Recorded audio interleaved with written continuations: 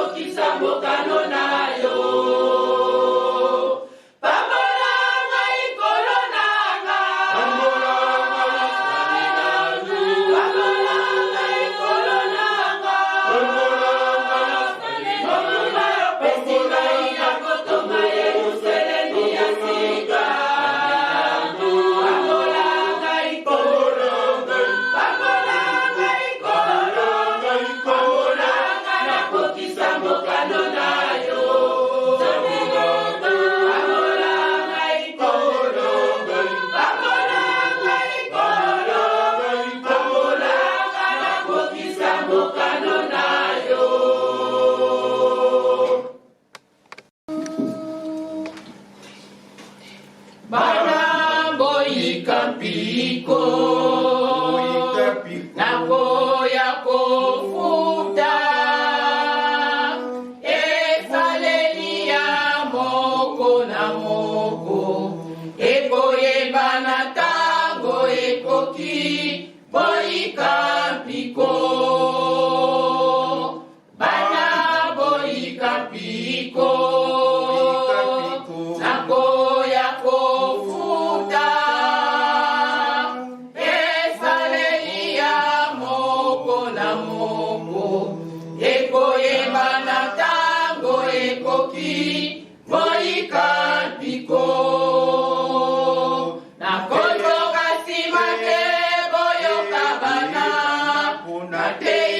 natei bobongwani te bana bomibongisa nakozonga nsima te boyoka bana natei bobongwani te bana bomibongisa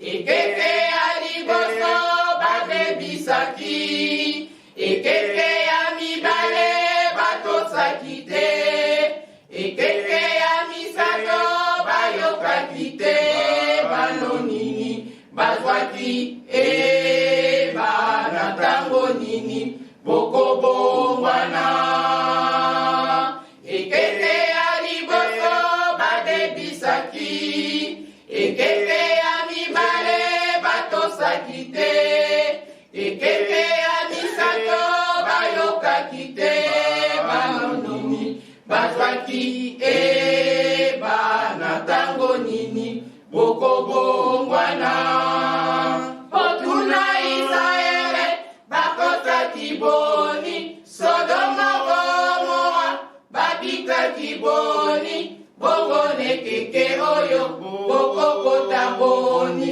botuna Israele bakotaki boni Sodoma Gomora babikaki boni bongo nekeke oyo bokokota boni nakozonga nsima te boyoka bana natei bobongwani te bana bomibongisa nakozonga nsima te boyoka bana natei bobongwani te bana bomibongisa ekeke ya liboso babebisaki ekeke ya mibale batosaki te ekeke ya misato bayokaki te bano nini bazwaki bana tango nini bokobongwana otuna Israele bakotaki boni Sodoma Gomora babikaki boni bongo nekeke oyo bokokota boni botuna Israele bakotaki boni Sodoma Gomora babikaki boni bongo nekeke oyo bokokota boni nakozonga nsima te boyoka bana natei bobongwani te bana bomibongisa nakozonga nsima te boyoka bana natei bobongwani te bana bomibongisa ekeke ya liboso babebisaki ekeke ya mibale batosaki te ekeke ya misato bayokaki te bano nini bazwaki bana tango nini bokobongwana botuna Israele bakotaki boni Sodoma Gomora babikaki boni bongo nekeke oyo bokokota boni botuna Israele bakotaki boni Sodoma Gomora babikaki boni bongo nekeke oyo bokokota boni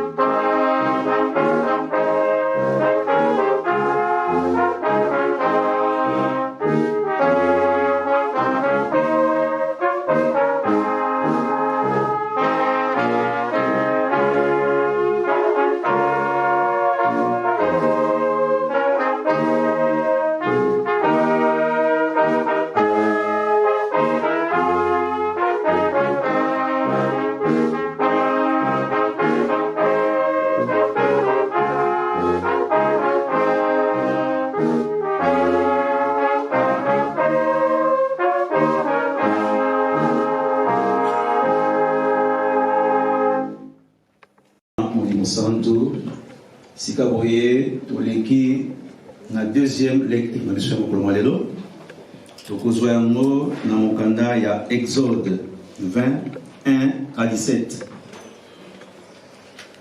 Les 10 commandements. Exode 21 à 17. Soki, Tokomi, ne, Tokotanga, na Kongo ya Tata, ya Mwana, et Molimo Santo. Les 10 commandements. Alors Dieu prononça toutes ces paroles. Je suis l'Éternel ton Dieu, qui t'ai fait sortir d'Égypte, de la maison d'esclavage. Tu n'auras pas d'autre Dieu devant moi. Tu ne te feras pas de sculptures sacrées, ni de représentations de ce qui est en haut, dans les ciels, en bas, sur la terre, et dans l'eau plus bas que la terre. Tu ne te prosterneras pas devant elles, et tu ne les serviras pas. Car moi, l'Éternel, ton Dieu, je suis un Dieu jaloux. J'ai puni la faute des pères sur les enfants, jusqu'à la 3e et la 4e génération de ceux qui me détestent. Et j'agis avec bonté jusqu'à 1000 générations envers ceux qui m'aiment et qui respectent mes commandements.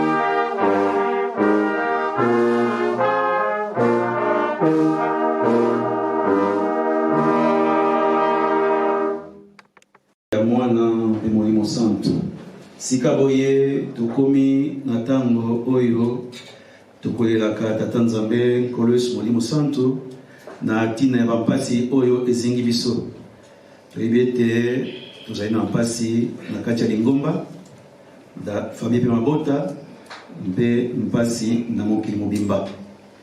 Mpona yango nde tokobenga bato misato. Moto ya liboso tobengi ezali mama Mimi.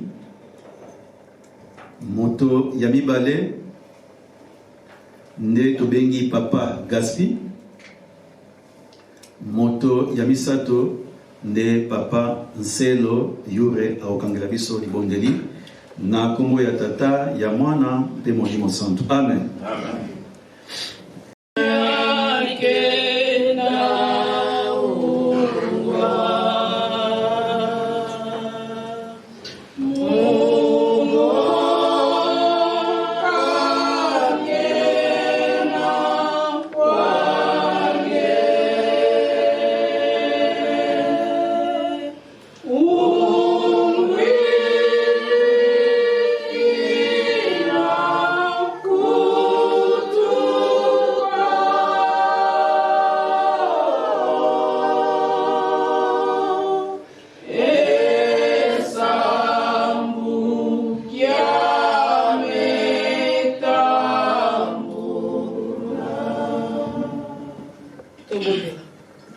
Na komba tata mwana pe tata Molimo Santu.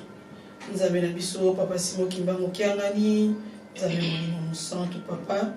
Yabo ya manso Nzambe na biso tosengi bolimbisi. Pambate na munoko na biso ya masumu papa ya moto gobela kombo na bino ya Santu. Papa limbisa biso bana na yo ya solo uta semaine ebandaki. Tito komi na mukolo ya lelo ya yenga tosali mingi sepesi bonzambe na yo te papa. Kofinga kotonga kochiola koyima koyiba papa surtout na makalisi papa ekobungisa biso nzela na yo ya mwana tata yango ya manso toseli bolimbisi. Le 12 avril toyebi ete mokolo monene ya mama Mwilu oyo ye apesaki bakarte epai ya nlongi ya liboso lingoma na biso nde yango tokosala lecture oyo ya mokolo molelo.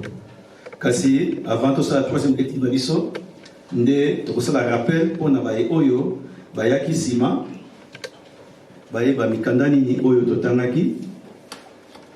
Ya liboso tozwaki mokanda ya psaume de David, psaume 78, totangaki kobanda premier verset kino na 8e verset. Nsima nde tolekaki na mibeko zomi tozwaki yango na Exode 20 1 à 17. Nde matei na biso to lecture na biso mokolo molelo tokozwa yango na mokanda ya Matthieu chapitre 25.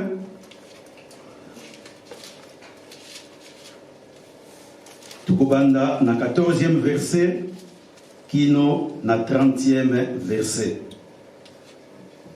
Matthieu, chapitre 25, 14e kino na 30e verset. Yasolo lecture et kozala molai. Nde tokosenga consacration de mission sto pambate moko na moko amiyokela. Pambate na suka nde tokokireka ka conclusion na likambo oyo tovandeli lelo. Soki tokomi nde tokotanga na kombo ya tata ya mwana molimo santo. Awa na motu balobi parabole des serviteurs et des récompenses. Ce sera en effet pareil au cas d'un homme qui, partant pour un voyage, appela ses serviteurs et leur remit ses biens. Il donna 5 sacs d'argent à l'un, 2 à l'autre et 1 au 3e. Là, c'est le il donna 5 sacs d'argent à l'un, 2 à l'autre et 1 au 3e. À chacun selon sa capacité. Puis il partit aussitôt. Celui qui avait reçu les 5 sacs d'argent s'en alla travailler avec eux et gagna 5 autres sacs d'argent.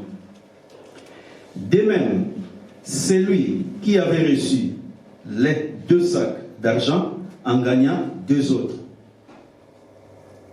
Celui qui n'en avait reçu qu'un alla creuser un trou dans la terre et cacha l'argent de son maître. Longtemps après, le maître de ses serviteurs revint et leur fit rendre des comptes. Celui qui avait reçu les 5 sacs d'argent s'approcha en apportant 5 autres. Et dit, Seigneur, tu m'as remis 5 sacs d'argent, en voici 5 autres que j'ai gagnés. Son maître lui dit, c'est bien, bon et fidèle serviteur, tu as été fidèle en peu de choses, je te confierai beaucoup. Viens partager la joie de ton maître. Celui qui avait reçu les 2 sacs d'argent s'approcha aussi et dit, Seigneur, tu m'as remis 2 sacs d'argent. En voici 2 autres que j'ai gagnés. Son maître lui dit, c'est bien, bon et fidèle serviteur, tu as été fidèle en peu de choses. Je te confierai beaucoup. Viens partager la joie de ton maître. Celui qui n'avait reçu qu'un sac d'argent s'approcha ensuite et dit, Seigneur, je savais que tu es un homme dur. Tu moissonnes où tu n'as pas semé et tu récoltes où tu n'as pas planté. J'ai eu peur et je suis allé cacher ton sac d'argent dans la terre. Le voici, prends ce qui est à toi. Son maître lui répondit, serviteur mauvais et paresseux, tu savais que je moissonne où je n'ai pas semé et que je récolte où je n'ai pas planté, Il te fallait donc remettre mon argent au banquier et à mon retour, j'aurais retiré ce qui est à moi avec un intérêt. prenez-lui donc les sacs d'argent et donnez-les à celui qui a les 10 sacs d'argent. En effet, on donnera à celui qui a et il sera dans l'abondance. Mais à celui qui n'a pas, on enlèvera même ce qu'il a. Quant aux serviteurs inutiles, jetez-les dans les ténèbres extérieures. C'est là qu'il y aura des pleurs et des grincements des dents.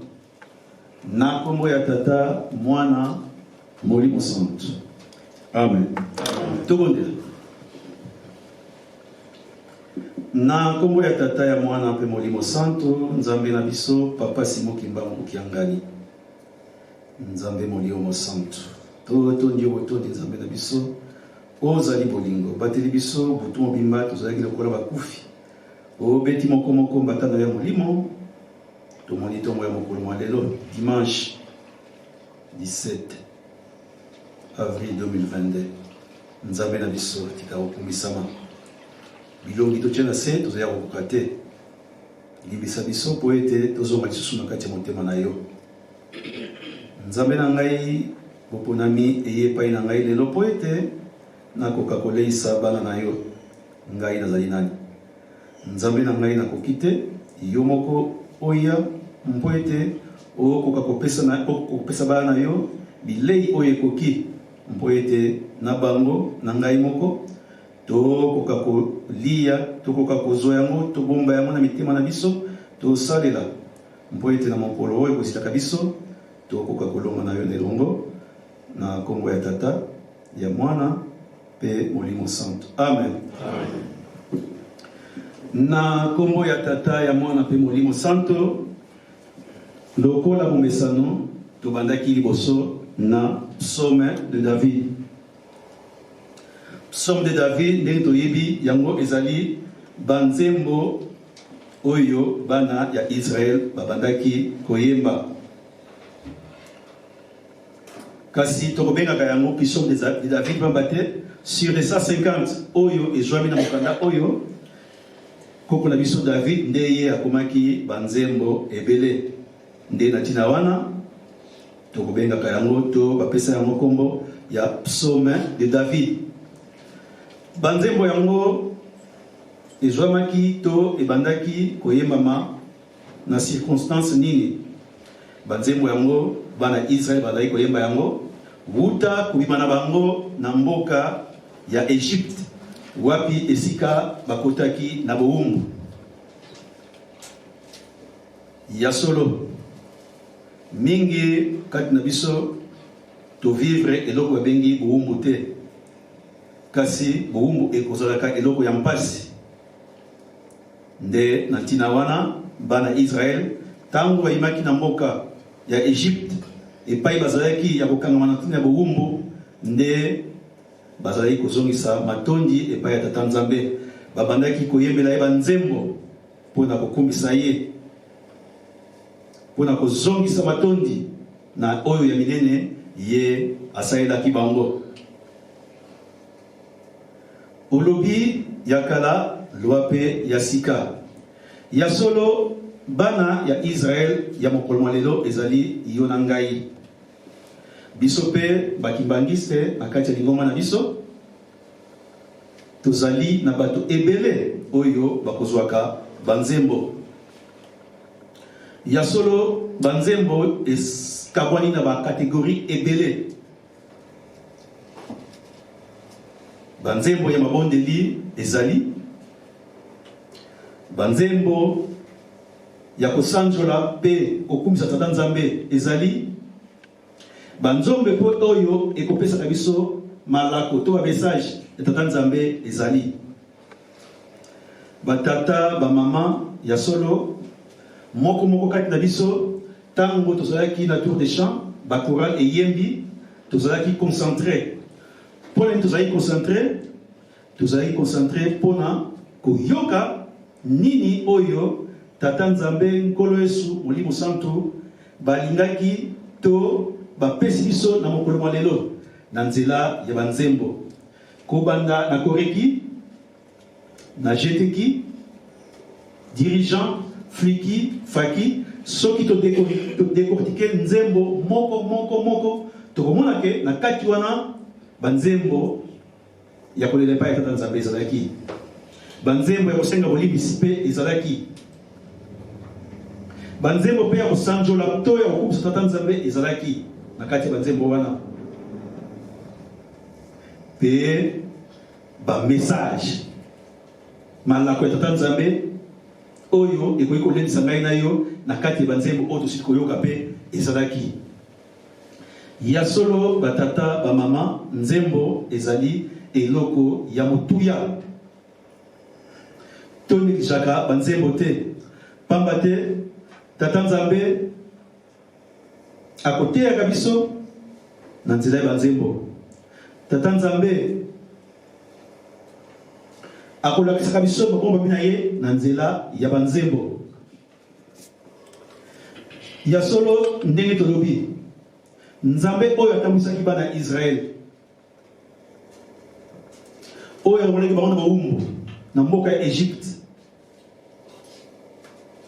oyo apesaki bango promese ya kokota na mboka ya Kana ye wana tozali na ye lelo papa Simon Kimbangu Kiangali nzambe molio mosantu ye alobi na biso ete koyemba ezali kobondela mbala mibale batata bamama bilenge yo na ngai ebongi tozalaka na aptitude ya kokumbisa tata nzambe na banzembo tozalaka na aptitude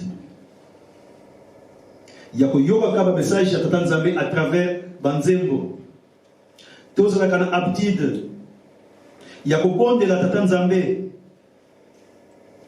ya kosenga ye makasi ya kosenga ye bolimbisi na nzela ya banzembo na ye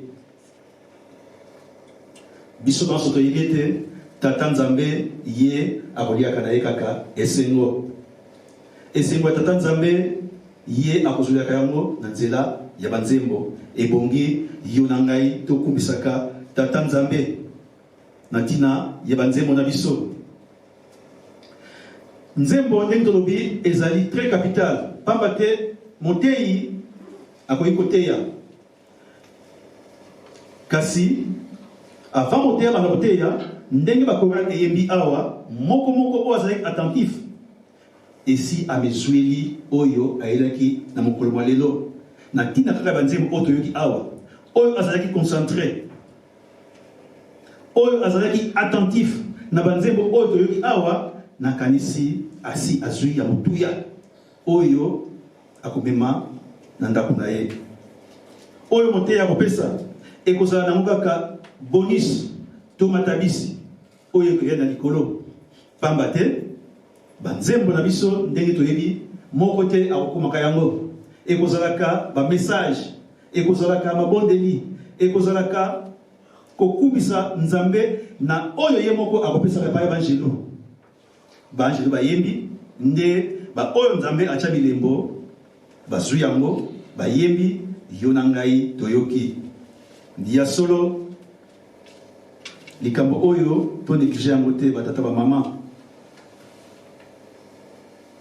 tozalaka na aptitude wana ya kose référé na banzembo na biso kanisa kaka balobi na biso prier sans cesse mais kuna balobi lisusu ete oyo ayembi nzembo nde abondeli mbala mibale ntango tozalaki na mabondeli awa tomonaki ete mopesi nzembo azali kopesa nzembo yango te moto abondela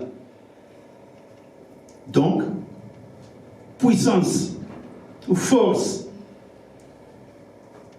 na libondeli oyo tosali na banzembo oyo toyembi soki tosangisi yango ezali kopesa puissance na kosenga na biso puissance na kolela na biso epai wapi tata nzambe avandi mpo ete tokoka koningisa kiti na ye ayokela biso mpe abongisela biso na oyo yo na ngai tozali na yango mposa ya solo psaume oyo totali na mokolo malelo ezali psaume ya David te akomaki ndenge tozobaki puis David azalaki ye moko te kasi bazalaki pena bato mosusu oyo bakomaki banzembo nde oyo totangi ya 78 ezali psaume ya Asaph kuna balobi na biso nini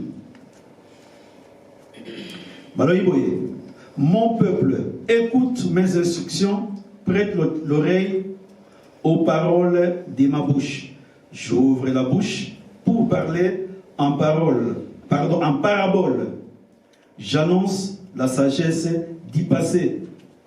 Kuna bazali kopesa biso likebisi to annonce libota na ngai fongola matoi yoka maye mazali kulima na monoko na ngai nani wana tukofungola matoi epai ya nani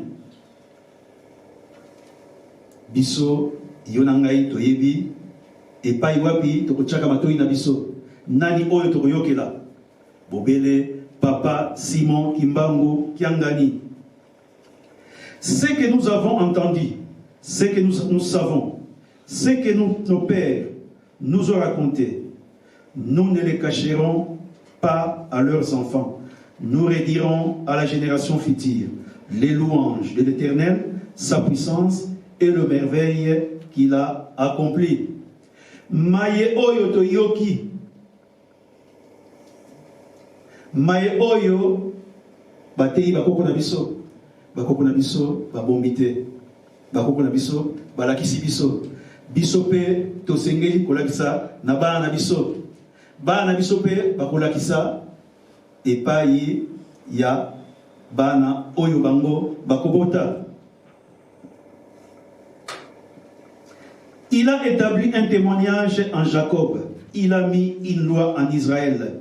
Et il a ordonné nos ancêtres de l'enseigner à leurs enfants pour que la génération future, seuls des enfants à naître, la connaissent et que, devenus grands, ils en parlent à leurs enfants. Yasolo, ndenge toyebi, esika bakomi Israël, lelo oyoboye ezali, yonangai, kimbangiste. Oyo bapesi biso, yonangai kimbangiste, tobomba yango te, tolakisa yango, epai ya bana na biso. Pwete, bana na biso pe, balakisa yango, na bana bango, de génération en génération. Ainsi, ils mettraient leur connaissance en Dieu. Ils n'oublieraient pas la manière d'agir de Dieu et respecteraient ses commandements. Pour nini esengi to te ya bana na biso. Pour nini esengi to lakisa bana na biso nzela ya tata Nzambe. Soki to lakisi bango bakoyeba nani oyo bango basengeli kolanda. Nzela nini oyo bango basengeli kolanda. Ndenge yona ngai tozali kolakisa bana na biso bakoko na biso nzela ya tata Nzambe ndenge bakoyaka na esika oyo ezali tina mosusu te ezali na tina ete bayeba Nzambe na bango. Ainsi, ils ne seraient pas comme leurs ancêtres, une génération désobéissante et rebelle, une génération dont les cœurs étaient inconstants et dont l'esprit n'était pas fidèle à Dieu. Nzambe azali Nzambe ya bolingo. Ye alinitete nde yonangai tobunga. To bana biso babunga. Yangona apesi instruction. Maye e apesi biso. To bomba yango te. Nzokande to lakisa bana biso. Pambate bana Israël toyebi. Boni yimaki 600,000 boni bakutaki na mboka elaka. Kasi Nzambe alobi ete bana na biso bazala lolenge wana te. Pona bazala lolenge wana te esengeli yo na ngai to te ya bango malamu.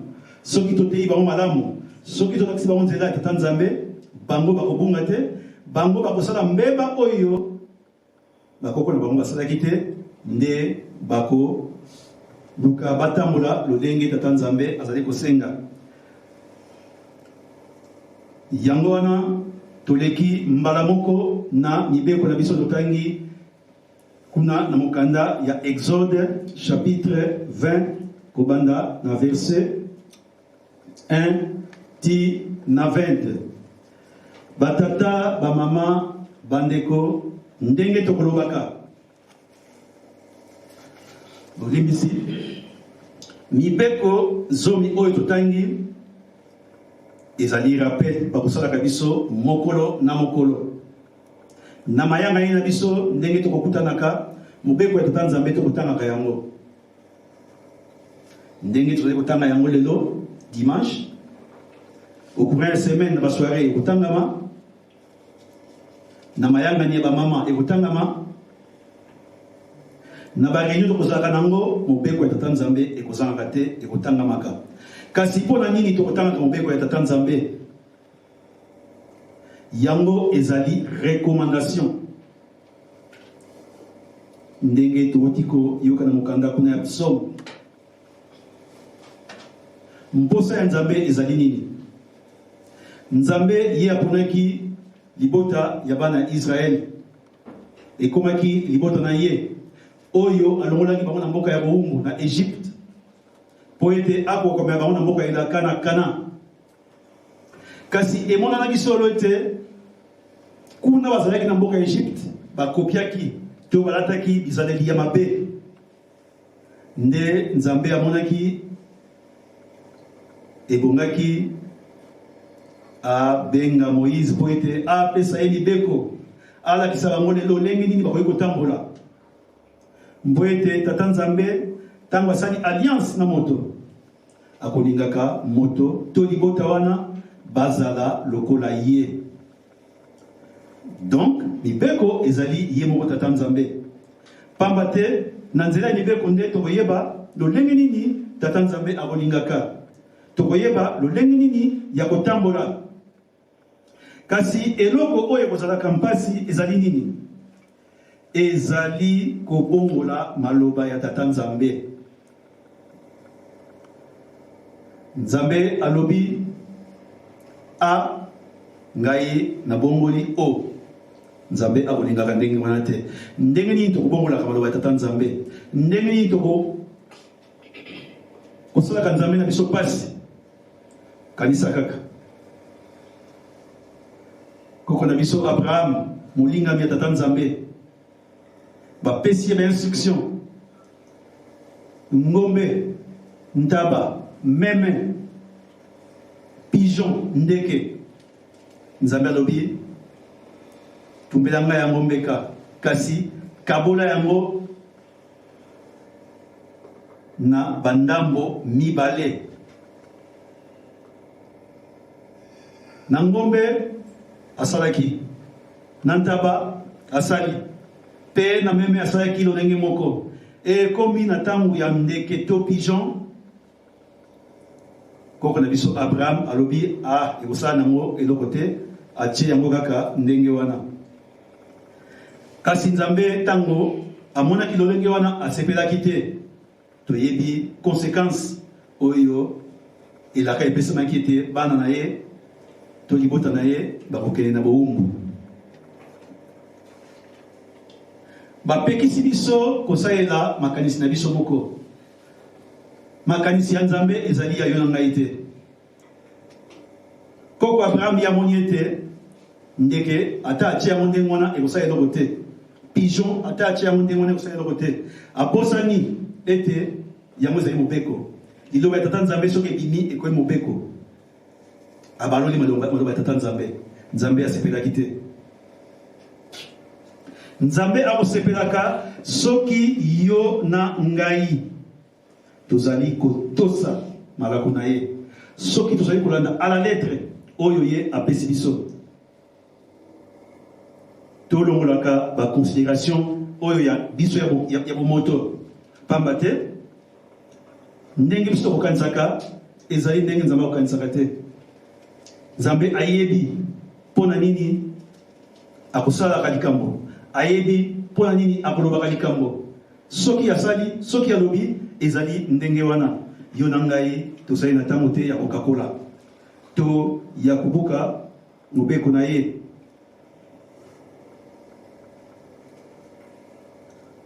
Pona lelo tokobeta moke sete na likambo etali code moral pe éthique kimbangiste ya solo mibeko zomi totanga ngo mingi ndenge totangi moko na moko aza kotala esika nini akokweyaka moko na moko ayebi esika nini akobukaka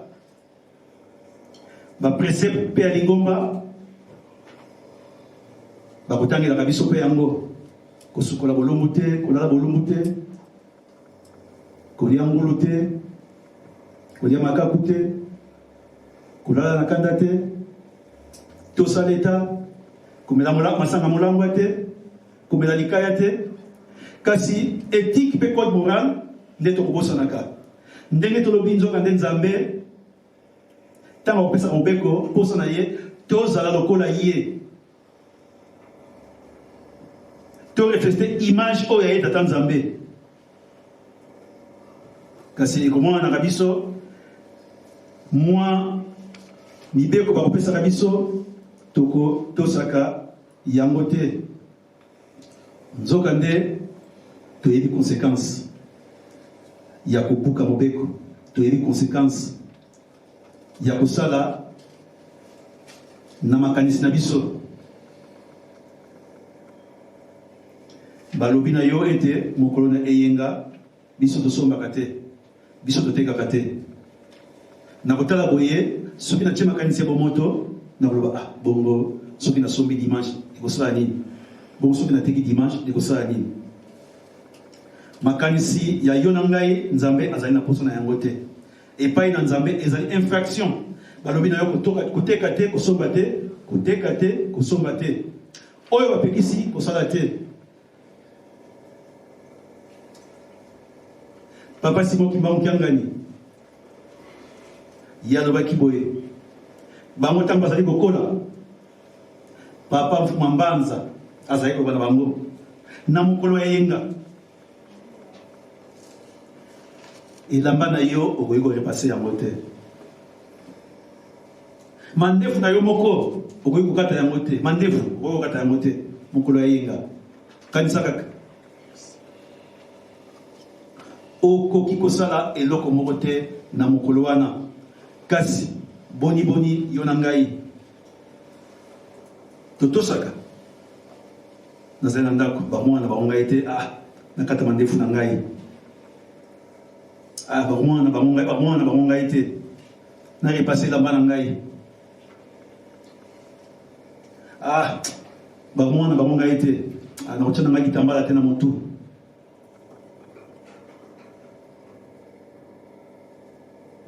bamwana bango ngai te tika nakende kosala mosala na ngai sino te nakozwa retard na mosala nzoka nde epekisami batata bamama yo na ngai tobengami bana mayele bana bandoenga mwana mayele azali nani soki totali kuna na psaume 111:10 ndenge tokotangelaka yango tata nzambe alingi toreflete image na ye tokoreflete image ya tata nzambe kaka soki tozali kosala ndenge azali kosenga na biso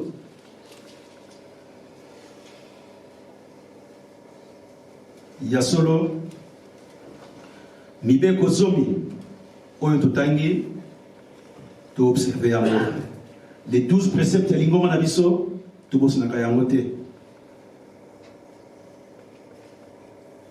maloba ya bamvoala lelo oyo maloba ya papa Simon Kimbangu Kiangani tobwaka yango te tosalela yango code moral éthique humaniste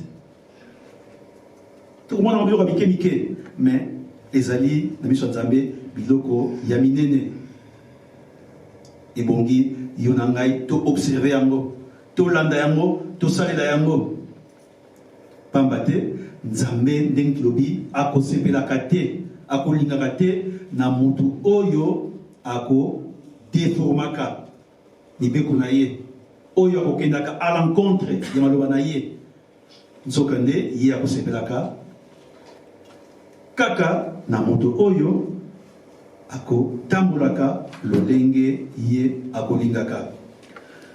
Soki tokomi wana toleki na mibeko nde toke na texte du jour na sotangi na Matthieu 25 14 à 30. Na mokanda yango ya chapitre 25 ya Matthieu ezali na 3 parties. Partie ya liboso soki tobali na verset 1 ti kuna na verset 13 tokomona yango kuna ezali lisese to parabole ya baseka zomi. Nde soki tobali na verset 14 ti na verset 30 oyo totangi nde kuna lisese to parabole ya patron na basali na ye. Nde na suka kuna ezali kobanda na verset 31 tina 46 nde bazali kolobela likambo ya jugement dernier. Biso totangi nde likambo ya parabole ya baserviteur na barécompense. Patron ali kokende mobembo azali na basali na ye misato abengi ya liboso atikele ye basaki mitano ya mbongo.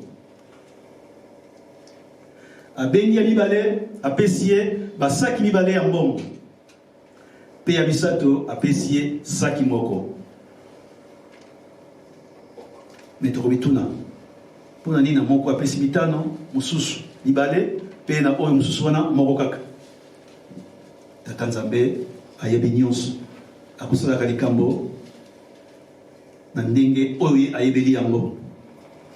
Kasi apesi ba instruction ye avant kende mobembo nalingi bokolisela ngai bambongo oyo natikeli bino oyo liboso mbala moko mitano oyo azalaki nango a travailler sali commerce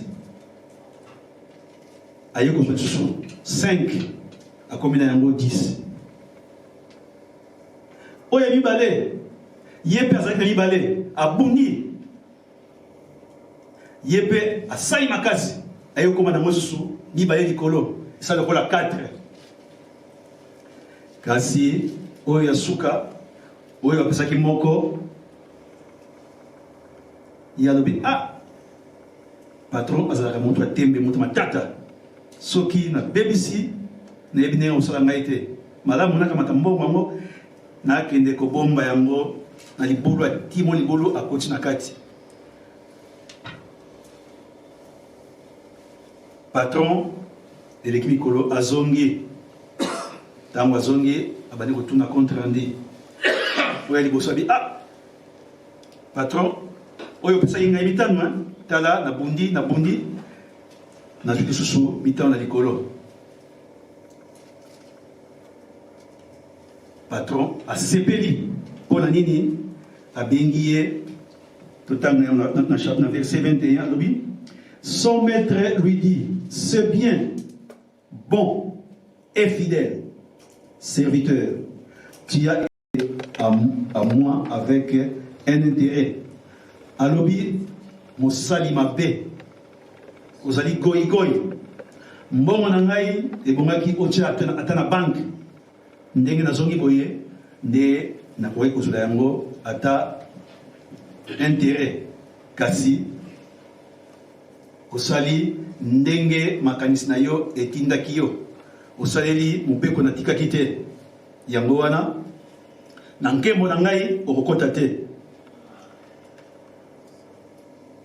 Moko pe oyo azalaki nango bakamati yango bapesi yango na oyo azalaki na yango zomi. Ya solo ndenge tolobi makanisi na biso ezali mpona kopesa hommage na mama Mwilu. Mpona nini totangi mokanda oyo ya Matthieu.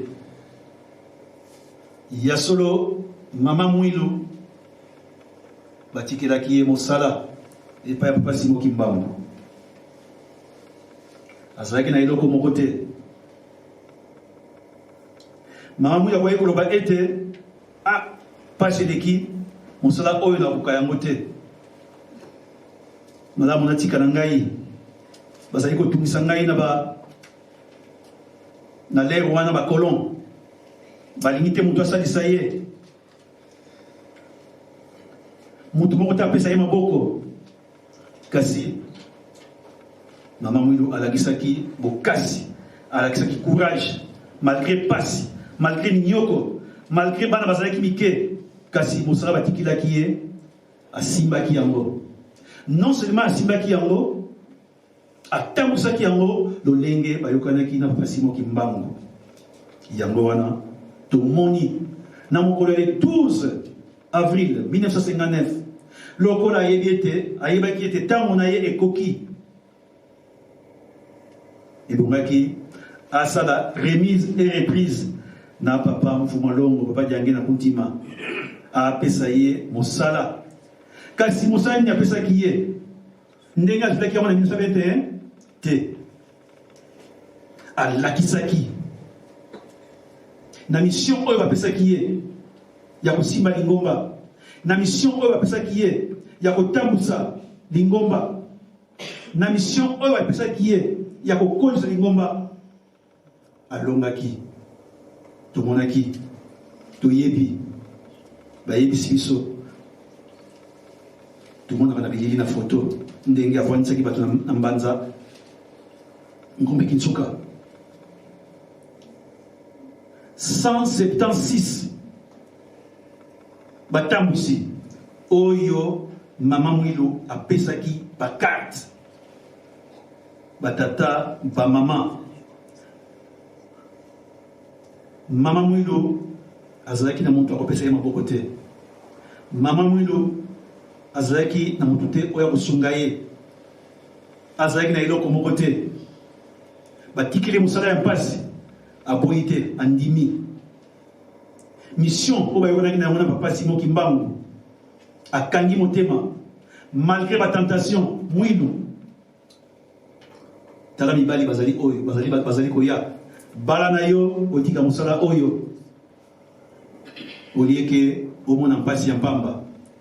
Kasi ye ayokaki mongongo kaka moko ndenge bayokanaki na Papa Simon Kimbangu, akamaki motema, atambusiki ngomba, ateyi bato, alakisi bolingo, asimi bibeko, asali misala oyo lelo oyo epesi yo na ngai lokumbu. Batémoignage ezali ebele mpona Mama Mwilu.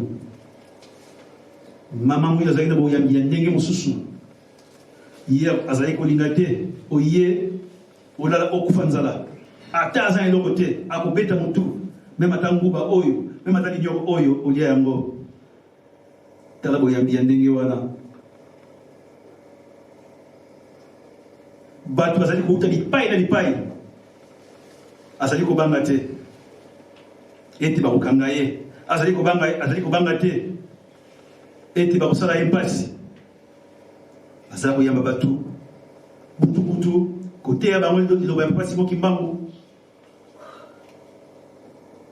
kolakisa bango nzela ndenge bayokana ya Papa Simon Kimbangu. Yango tomoni na mokolo le 12 avant ça la remise et reprise na Papa Mfumalongo kwa Diange na Kuntima. Mama Mwilu alakisi mosala na mokili mobimba, akaboli bakarte na 176 longi oyo ye aformaki. Soki na lere wana 176 longi, donc lingomba ezalaki ndenge nini? Lingomba ekomaki monene. Donc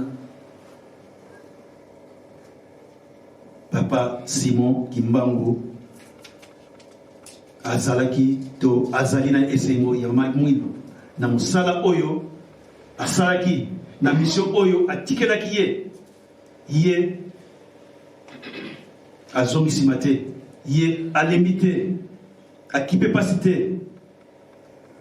Kasi yo na ngai mutuna tokele nango, est-ce que yo na ngai mission na biso tokosalelaka yango? Pambate, ndenge bakoteya kabiso. Moko moko ata biso ndenge toyaka na se antango toyaka na biso na biso. Moko na moko tobituna mutuna. Est-ce que mission na biso tokosalelaka yango? Tango alobi mission elingi kolobaka te ke likambo soki ya monene ndenge nini. Non. Tomoni kuna ndenge nini bakaboli ba talent. Oyo liboso apesaki 5, point apesaki 5. Musu apesaki balai. Pona nini? Bon musu apesaki moko pona nini? Pambate Nzambe ayebi capacité ya moko na moko. Oyo bapesi yo salela. Bapesi bitano multiplier yango. Bapesi balai multiplier. Bapesi pe moko kosala lokola goikoi wana te. Musali mabe. Ata bapesi yo moko sala effort. Balobi na yo multiplier kokunda yango te. Yango ezali lisese. Mbongo wana bapesi yo nanga ezali mission oyo bapesi yo nangai. Bisika tokovandaka toteya sango ya papa Simon Kimbangu. Mingi tokoyokaka ngai na koyoka na ngai soni. Ngai na kobanga na ngai bakofinga ngai. Soki bafingi yo, soki batioli yo, est-ce que eokanga yo na nzoto te? Mama Mwilu basekaki ye te, basekaki ye. Batiolaki ye te, batiolaki ye. Kasi mosala na ye oyo bayokanaki na papa Simon atikaki te. Yango wana yo na ngai kimbangiste tozala bana mayele. Mission bapesi biso tobima yango kino na suka. Makambo mosusu kaka na bizaeli na biso pamba te ndenge tolobi na mibeko kuna Nzambe alakisi biso bizaeli na ye ebongi yo na ngai tolakisa bizaeli ya tata Nzambe na mokili na elateli na biso na comportement na biso na elobeli na biso na kozala na biso na bana batu kaka na evandeli na yo ozali koteya mokili mobimba ezalaka te osala makambo ya minene oyo bapesameli misala ya minene basali pamba te bazali na kapasité wana ya kopanza komba papa Simon Kimbangu. Toza komona na ba télévision, na ba radio, na ba réseaux sociaux, na ba conférence. Mais yo soko sa talaka ka moko bapesi wana.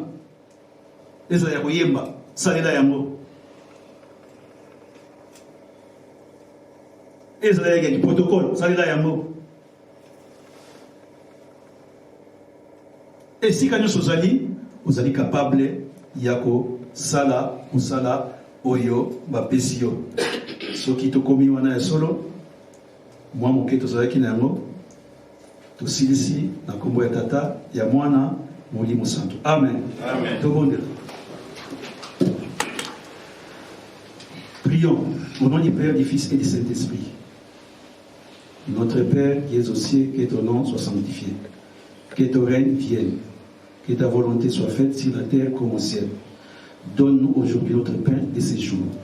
Pardonnez-nous nos offenses, comme nous aussi nous pardonnons à ceux qui nous ont offensés. Mais ne nous soumets pas à la tentation, mais délivrez-nous du malin, car c'est à toi qu'appartiennent dans tous les siècles le règne, la puissance et la gloire, au nom du Père, du Fils et du Saint-Esprit. Amen. Amen. Le Seigneur nous aime. Mama Mwilu, eloko nini tokoki kopesa na yo mama zwa lokumu na yo. Mama Mwilu 1 2. Mama Mwilu, eloko nini tokoki kopesa na yo mama zwa lokumu na yo. Mosala monene tata Kimbangu apesaka na yo yako batela batata ngwala peli ngomba oyo kwete biso baindo topika na kanda ya Nzambe. Mama zwa lokumu na yo. Mosala monene tata Kimbangu apesaka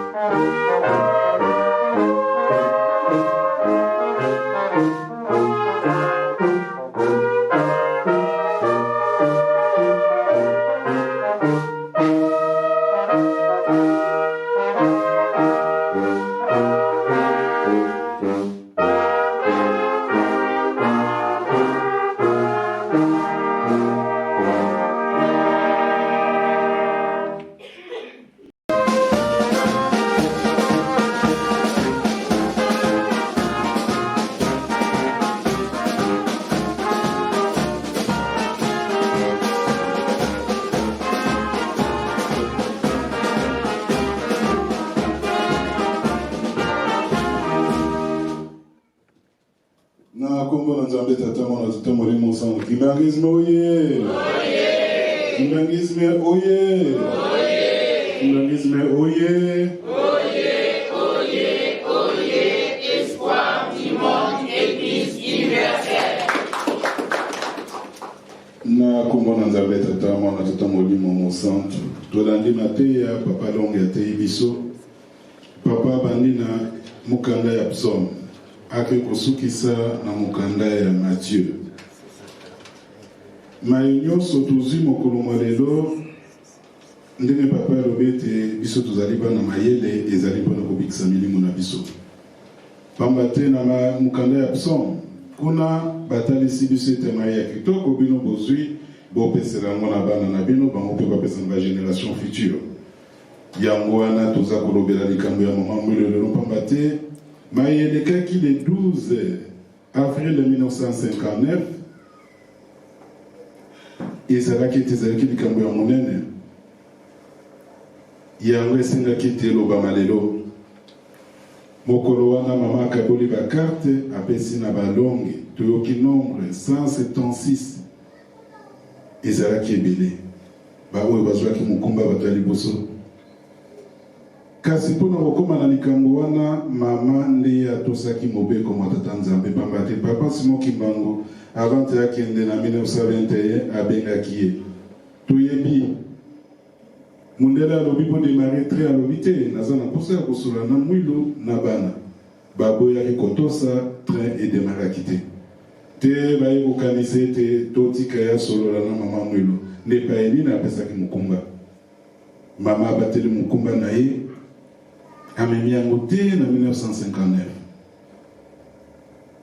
mpona nini paske atosaki liloba na tata Simone Kimbangu. Lelo toyoki papa atei biso na ntina ya bato oyo bazwaki mokumba epai na mokonzi ete bino bozwa misato 3 serviteurs mutu na mutu azwi likabo na ye baoyo babotisaki nguma toyebi nzambe alobi ete baya kosepela nani longo. Mama mwilu lokola abotisaki nguma na likabo tata Simone Kimbangu apesaki na ye mama aza na esengo lelo. Bamama oye Mama oye kozolala boye mama mwilu oye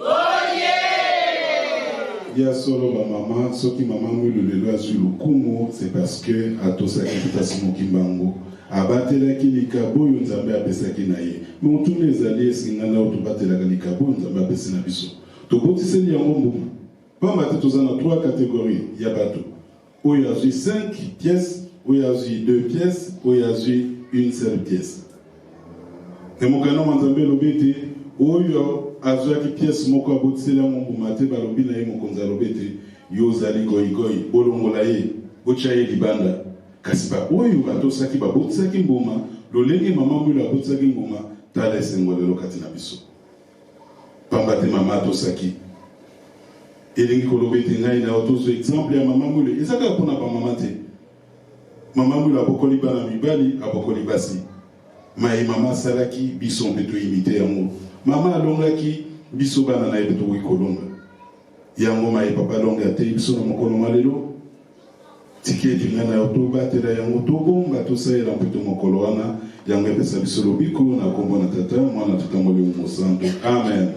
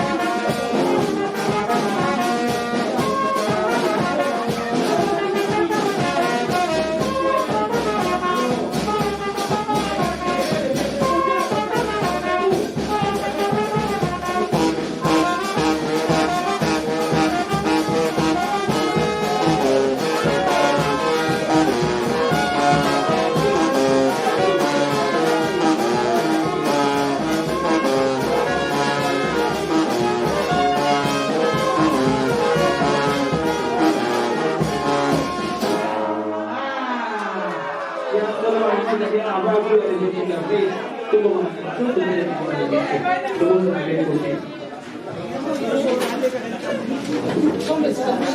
monde